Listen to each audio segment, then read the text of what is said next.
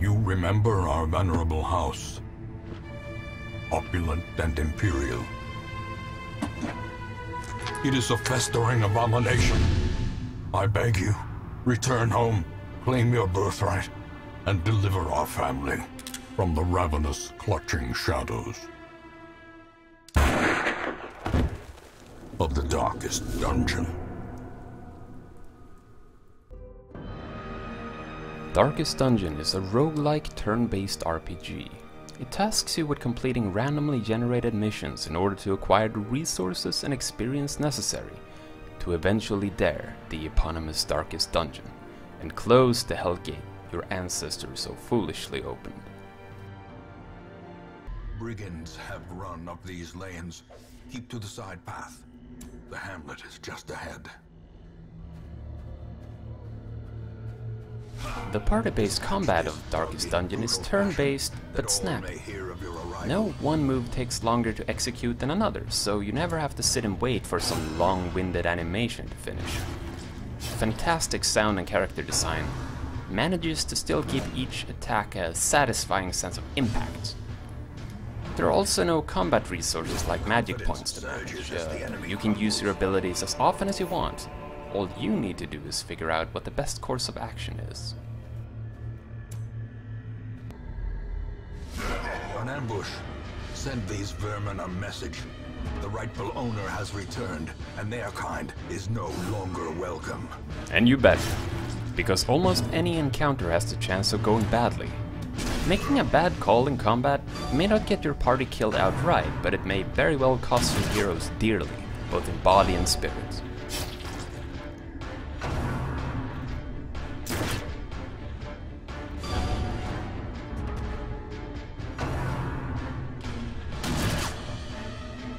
Yes, spirits.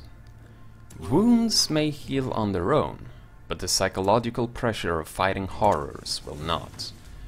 On top of HP, all of your characters also has a stress meter to manage. Once it hits 100, they are tested. And although they can sometimes come strengthened from the experience, more likely is that they will succumb to selfishness, hopelessness, or some other unfortunate trait. If it hits 200, they suffer heart failure and perish.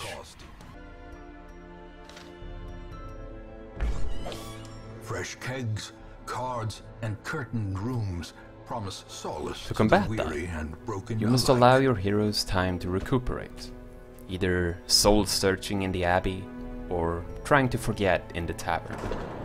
The cobwebs have been dusted, the pews set straight. The abbey calls to the faithful.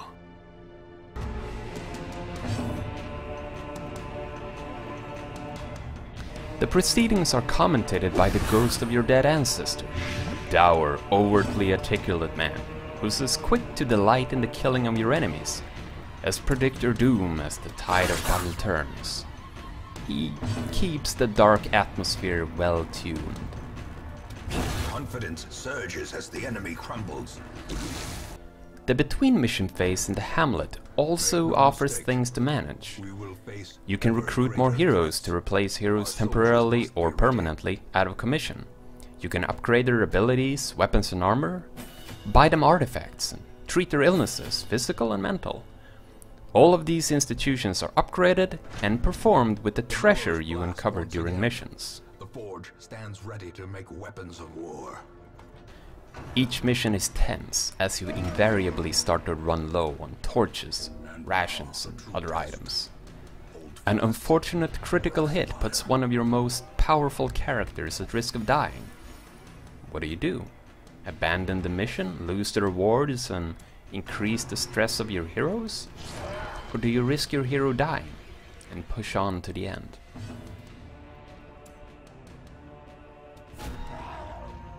In combat, positioning is of great importance. A dedicated melee class can't use most or possibly any of their attacks from the back row. Similarly, a ranged character may be useless at the front. This may seem as easy as never put them there to begin with, but many things can force your characters to move around. Fear, personality quirks like selfishness, or enemy abilities may mess up your perfect order, and improvising in these cases is a recurring task that keeps every combat encounter interesting. You can never truly relax. So if this all sounds appealing, and I hope it does, grab a torch, descend into the dark, and as the narrator likes to say, dispatch your foes in brutal fashion. Maintain the offensive.